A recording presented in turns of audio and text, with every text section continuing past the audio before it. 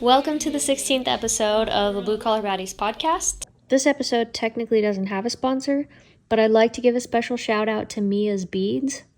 We've collaborated with her to create an exclusive necklace, but she also has a wide variety of other waterproof, extremely durable, high quality handmade jewelry. I'll leave a link down in the description if you want to go check it out. Today we're here with Ruth. And you are a safety lady. Yes, I'm a safety professional in construction. Okay, yes. Tell me about your business. So, I came to the United States. Of course, I'm bilingual. If you're able to see me, I'm dark hair and English is my second language. And so I had the opportunity to start my own safety consulting firm 10 years ago. Nice. And so we're bilingual safety professionals. Cool. Yes. Awesome. All right. And how long have you been doing it, you said? So I started in the construction industry about 25 years ago. Okay. And, 1 year into the, my construction career, if you call it, I had the opportunity to start my safety career. Good. So I have been in safety for 24 years. Yeah. And how'd you originally get involved? So, when I first started, I had this great opportunity. I've never thought I would be in construction. Mm-hmm. And so, there were a lot of things happening. One, coming from a different country. I'm originally from Guatemala. Right. Not speaking the language. And so this general contractor gave me the opportunity just to start working in the office because I was not fully bilingual. Yeah. But I wanted to learn. And so I was a quick learner, and I was given the opportunity to go to the field. Nice. And just, help with the crews and do, I like to do hands-on stuff. Yeah. But then, I was introduced to OSHA or Tennessee OSHA. The company back then, we didn't have, you're talking about 25 years ago. Yeah. We didn't have any safety procedures, protocols in place.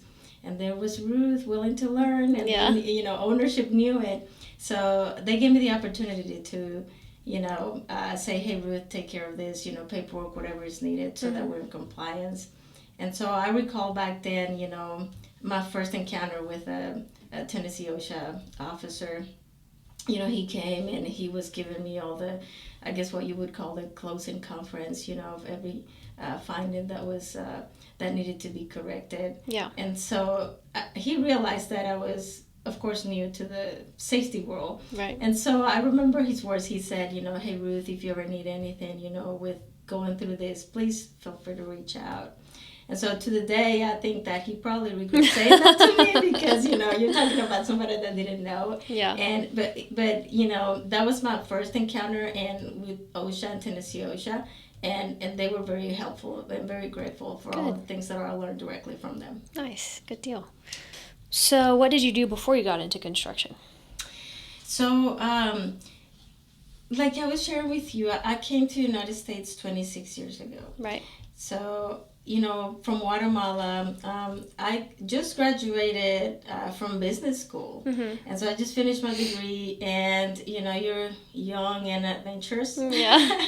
And so there was a program offered to come to the United States as an exchange student. Nice. And there was Ruth, let's go to the United States. So before that, of course, in my country, I was working. Mm-hmm. I was working as a sort of like a bartender to pay for school, and then just going to school at the same time. So then the opportunity presented itself, and it was, to come to the United States. So I was not doing anything related to construction or safety. Yeah, that's funny. What did you originally want to be when you grew up?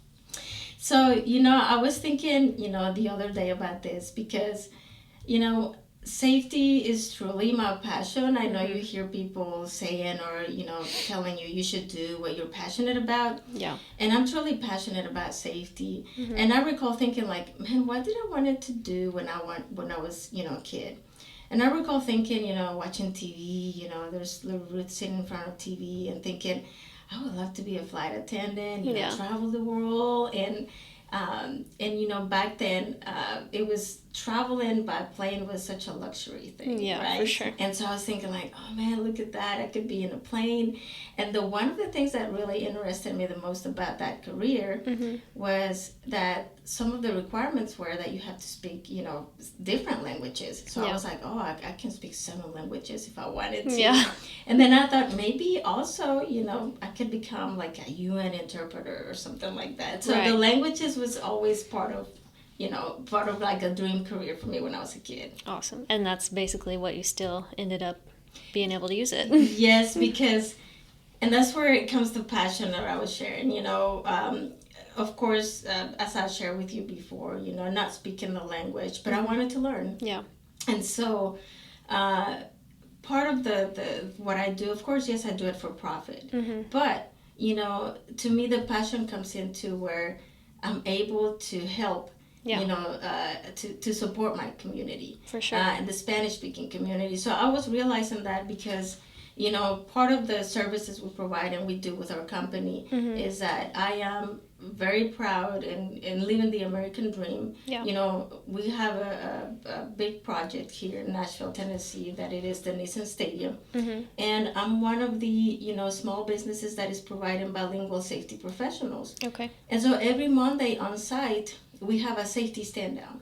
And so I am, the official translator, per se, of the whole job site. To me, that is what I was dreaming of when I was a kid, speaking different languages and truly just living that dream. That's awesome. That's good. What's been the biggest struggle you've faced in your career? So I'm a very positive person. Yeah. And, women, we're very resilient. For sure. And, coming to from a different country and entering the construction industry, which when I entered the industry 25 years ago, seeing women on job sites, it was unusual. Yeah. I was very shocked when I saw a woman on site. And so some of the struggles, but being that positive person, if you could say language, of course, was one of the biggest things. And then being a woman in a male-dominated industry. Yeah. And then on top of that, if you look at me, I'm a very petite woman, and you can immediately tell that I am from Hispanic descent. So if you add all of those, that could be what you could consider a challenge. However, I did not see those as challenges. Yeah. I saw them as opportunities. That's awesome. And nowadays, I reflect back on it, and all of those factors are my biggest advantages. Yeah, that's cool. Yes. Gotta be positive. Yes, you do. What have you had any, like, now you run into more women on the job site than you used to? Yes. Yeah. Oh, and this is so, it's really amazing because, when I started, there weren't any women. And now when I go to job sites and I see women, I'm like, oh, wait, what do you do? Like, and so it's so exciting, and I get so inspired because I'm like, oh, you're an electrician? You know? And so we kind of start having that connection of being there. And it is truly amazing to learn, like, how we're coming into the industry and through the different trades. Yeah, for sure. And how we're truly supporting, this industry, the construction industry. Right. Yeah. Have you run into any women that are just like, not very nice to you? No, thankfully I haven't. Good. I have felt a great deal of support, from all the women. And, awesome. And one of the key things too is that I love to come to women that I see on site and just say, hey, I'm here too. You're not alone. We're not alone. So how can we help each other out? Just having that attitude to where we can help each other out. For sure. Yeah. What about the men on the job site? Do you have any that don't respect you or don't try not to listen to you or whatever? Well, of course, I'm in safety. Right. So whether you're a male or female, oftentimes, safety has that bad rap, like, oh, here comes safety, For sure. But, when it comes to males, my experience, I'm not going to deny, when I first started my career, which I think, again, turning something possibly challenging to an opportunity, right, is that I was questioned. I had to prove myself, yeah, you know. But that inspired me to where, you know what, I have to study twice or three times my right, counterpart, because I'm going to have to prove it. And that's okay. Which, if you look at it, if you have to study 2 or 3 times, that makes you better in whatever field you're in, right? For sure, so that's an advantage.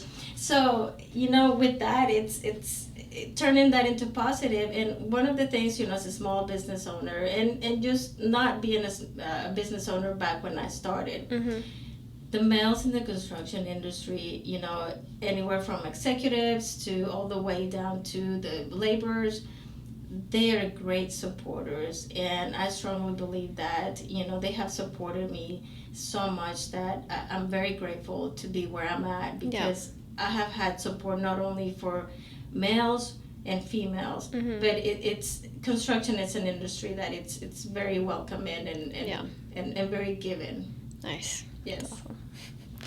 Awesome. If you were to start from the beginning and explore another trade, what do you think it would have been? So I love what I do. You know, safety is about people. Yeah. I love that part of it. And mainly that connection that I have with the community, you know, Right. Spanish speaking, being able to help in that way. But I have always had interest in technology, you know, and that curiosity I always had. I remember, you know, maybe, I don't know, 15 years ago, being involved again with the general contractor that helped me out, that I was involved in like developing like the first automated systems for heavy equipment. Oh, yeah. And you know how you have the curve machines and they can run themselves. You just put all the software and all the key points in it, and so all of that has always been very interesting to me. So I'll try to bring that into safety, even though it's still a people's trade, if you call it. Right. But probably going into some sort of technology related to construction, that would be one of the paths that I would, Yeah. you know, awesome. would have changed, explore. But Right. I'm happy with safety though. Yeah, that's good. Yes. Is there anything you feel like you're missing out on by, I don't know, working in construction instead of a typical office job or something? Wow, no. Yeah. Not at all. Nice. To me, this is where, you know, I oftentimes feel like the lack of education for our industry out there, you know, for the community, and mainly girls. Yeah. You know, that stigma to where, you know, girls don't do construction. Right. But, you know, just having those challenges, and I feel like that, I feel like I don't have anything that would interfere. If anything, I see so many opportunities. Nice. And opportunities that people don't even know about. Right. And I feel like we have to talk about them. For sure. So that's what I see, the opposite, actually. Good. More opportunities that what one can really grasp. Yeah. You know? You're so positive. I love it. Thank you. Are there any embarrassing job site stories you want to share? Oh gosh, yes. I mean, I have many, but this one kind of like, I mean, I laugh about it, but you know, at the time I was laughing about it. But, so I recall, you know, part of my job is, you know, oftentimes you may have ownership of a project, or key executives, you know, coming to check on the progress, and, you know, safety always walks with them just to make sure everything's good and kind of show like, hey, everything looks great. Right. So I recall walking the site, and, you know, the day before on the job site, it had rained a lot. And so here we are, you know, getting ready to walk, and we're walking, and there was a lot of mud, and, you know, the conditions were not very, very clean per se. So one of my boots, my right foot, it got stuck in the mud. Because, you know, I'm just talking and guiding the executives walking through the site. And my foot comes off, and I just stepped, and my right foot just went right into the mud. And then everybody was just looking, because happened to be in the front too. So everybody just looked at me and froze. Oh no. And they were like, how is she gonna react? So I turned and I just started laughing at myself, right. you know. And what else can you do? Yeah, exactly. So I'm like, okay, should I put my foot back in there? Because it's full of mud. And I'm like, oh yeah, here we go. Yeah. Right back in, and I just continue like nothing. I think they were trying to figure it out too, like how was I gonna handle that? Because I was just right through, and then we did a closing meeting, and they were like, that was awesome. Nice. So I was like, hey, you know, it is what it is. Yeah. That's funny. So speaking of like boots and things that don't fit right, have you found brands that do fit well for what you do? So my biggest challenge, well, I have, because I'm petite. Yeah. So, you know, my shoe size is like 5.5. Right. You know, and then I'm either extra small or 0, or if I'm lucky, find a small size and everything. And so right now, the boots have always been like the biggest thing. Mm-hmm. I have been looking for the last 3 months and been trying different pair of boots. And I found this, because I don't like shoelaces. Oh, yeah. You know, so I'm like, I just want to put them in. Because I go to a lot of job sites, and I have to take them off because then I have to go into a meeting, so I have to change to right. like different, you know, I guess, not outfit, but, you know, it's a meeting. Right. And so I like to just insert, you know, go in and out with the boots. Mm-hmm. And so I found this area that have a little bit of a wedge, mm-hmm. because, you know, not huge, because, you know, they're still safety boots, right? But one, I like them because I'm not so tall. Yeah. And then also because I have found like the little wedge provides support, and it helps my back because I wear them pretty much most of the day. Yeah. And so I'm really into those boots right now. Good. Yes. Good deal. What about like safety gear? You struggle finding things that fit? The biggest thing for me, like the biggest struggle, is the safety vest. Yeah. Yeah, I think that's probably the biggest struggle for all of us women. Yeah. And mainly for myself, because very rarely, you know, product developers or whatever, they don't have small sizes. Right. And they're like male, you know, small or medium.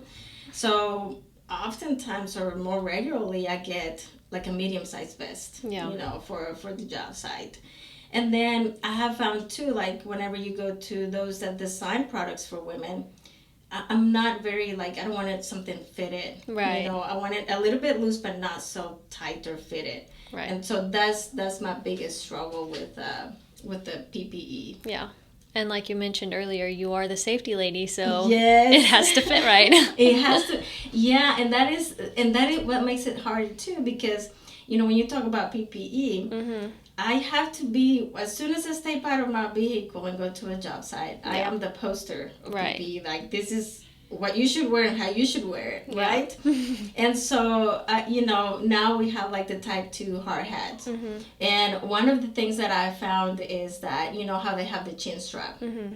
And some of those hard hats, if you have like synthetic type materials, you know, plasticky feeling, they can really, you can sweat more on the body. They're uncomfortable, right?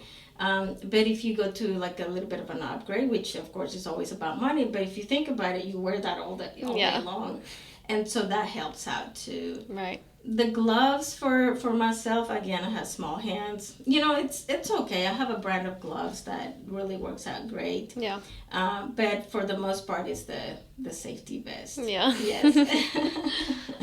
So under your hard hat, I mean, a lot of girls have issues with their skin and their hair. Do you have any tips for that? Yes. So of course, you know, not just because I'm safety, but hydration is huge. You know, whether it's hot or cold. A lot of people forget about hydrating in cold weather too. So, you know, when it comes to your skin, you know, it's about what you drink, mm-hmm. and how often you drink. So drinking plenty of water, it's really great for your skin. Yeah. I do take a lot of vitamin supplements that help with your skin too. Okay. I do have sensitive skin. Yeah. And so, yes, I'm in construction, and that's another, I guess, myth about like, oh yeah, we're rough, tough. Right. No, but I have I have a skin routine for daytime, when I get up and get ready. Mm-hmm. I use my products. I use a serum. I use a moisturizer. Right. If it's sunny outside, you have to, use something to protect for those. And then also, when you get back home, you have to take the work off. Yeah. I am used to taking a bath, washing my face, and doing my nighttime routine. So I'll do that with my face, and I do that with my hands too. Yeah. Yeah. Yeah, So, drinking a lot of water is a good point because most people don't think about that really for your skin. So yes, and I always tell everybody, just the water, not just, one, you can dehydrate yourself, but it's really good for your skin too. Right. Yes. Yeah. Okay. What's the one tool you couldn't live without? So this one is going to probably be interesting to you or a lot of people, but you may see this one as a distractor or distraction or something that you use for fun maybe. But to me, the greatest tool I have, and I share this with, I teach a lot of OSHA trainings, and I do a lot of trainings, and I tell my students the greatest tool that you have in your hands is your cell phone. Yeah. You can find so many resources, and I kind of walk everybody through, like, look, yes, instead of being on your social media, anything that I'm teaching to you right now that we're talking, you can research it, find it. Yeah. And then, for my courses, I say you have it available in English, and here you have it available in Spanish. So it's the greatest tool that For sure. I have and that anybody can have. We all have it. Yeah. Yes. That's a good point. Do you have any advice for someone who is just coming into the trades and wants to do what you're doing?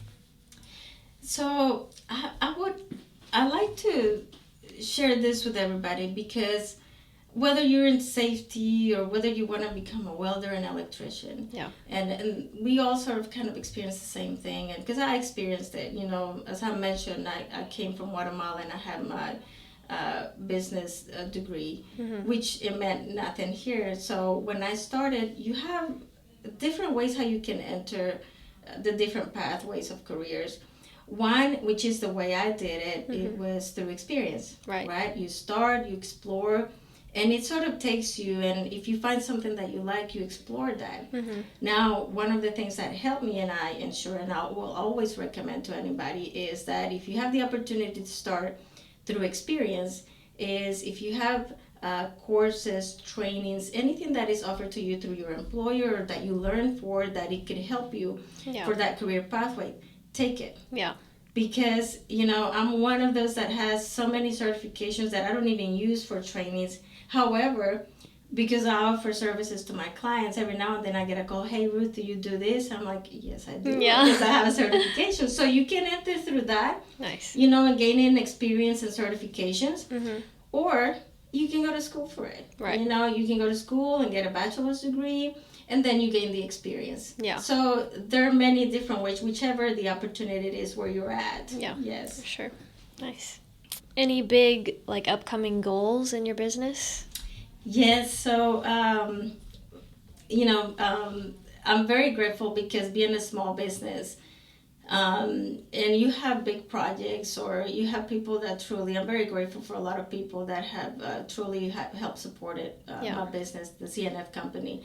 And with that, I'm able to say that, living the American dream is not only for myself, all that sacrifice and the hard work, but I'm able to support and help others, meaning my staff. And so our goals now is to, hopefully grow to where I can provide more bilingual safety consultants on site for different contractors.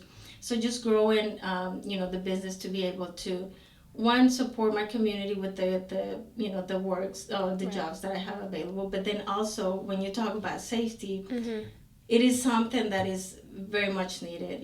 A service that having the bilingual safety professionals doing the trainings, the translations on site, that is a true, help to our community for them to be able to understand, because we're talking about safety. So, growing my business it's one of my biggest goals.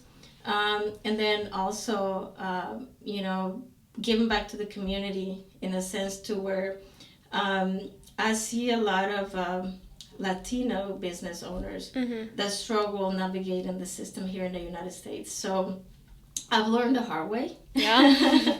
When I started the CNF company in 2015, yes, I had many bumps in the road. Mm-hmm. And so learning with those struggles, I'm one of those that thinks that you have to share the knowledge. Yeah. So I see, the Latino business owners struggling with different things. So how can I help? And how can I share that knowledge? So I have a couple of groups that I'm helping with a nonprofit that is Career Path to Success.